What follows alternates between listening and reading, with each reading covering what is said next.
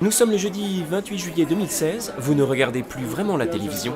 Bienvenue sur Trash TV International.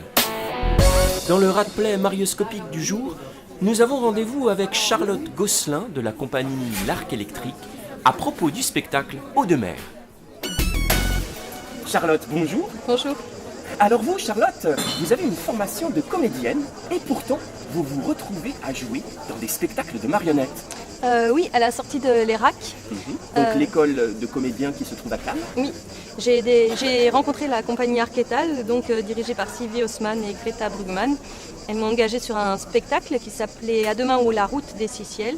Et puis je me suis prise d'amour pour la marionnette et voilà, depuis que ma compagnie existe, je fais des spectacles de marionnettes. Sur le Festival d'Avignon 2016, vous proposez un spectacle de marionnettes destiné au jeune public qui s'appelle Eau de mer. J'ai décidé de construire une petite mamie à partir de l'histoire, une histoire de Jon Fosse qui s'appelle Mélancolie à deux.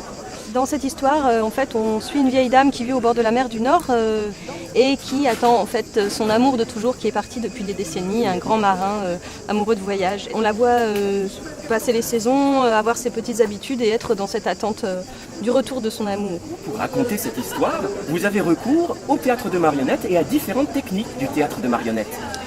Oui, la première histoire, en fait, c'est la marionnette de la vieille dame est une marionnette de théâtre sur table.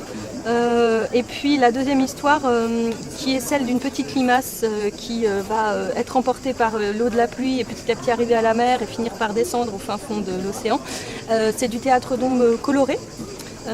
Et puis la troisième, c'est dans un aquarium. Là, on est vraiment au fin fond de l'océan. Et là, vous mélangez les techniques puisque c'est du théâtre d'ombre aquatique en fait. Oui, du coup, j'ai dessiné toutes les formes du fond marin sur du papier. On les a plastifiées et puis avec des lumières de l'arrière et des lumières à l'avant de l'aquarium, on finit par voir apparaître les formes du fond de l'océan. Avec une petite allusion d'ailleurs au théâtre noir que l'on retrouvait dans les années 70 en Tchécoslovaquie.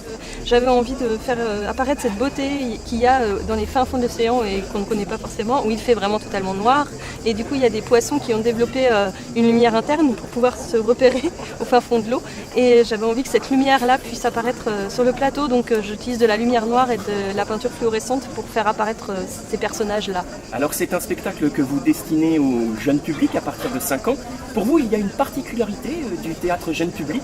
Je dirais que je ne fais pas trop de distinction entre les jeunes publics et les grands, parce que pour moi, ils ont la même nécessité de sortir de cette société un peu où tout est en suractivité, où les images sont surabondantes, et sortir de ça pour revenir à quelque chose qui est plus centré, on va dire, être dans une écoute beaucoup plus calme. Vous les centrez d'ailleurs avec votre dispositif scénique.